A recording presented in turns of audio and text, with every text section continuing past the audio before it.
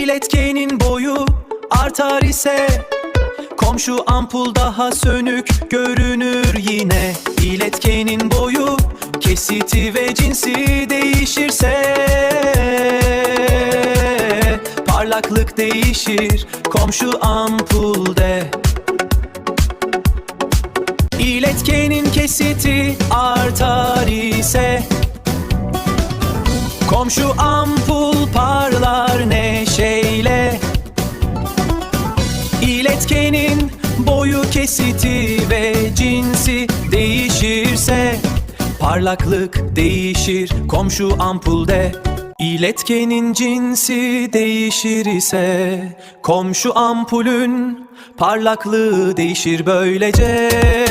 İletkenin boyu, kesiti ve cinsi değişirse parlaklık değişir komşu ampulde.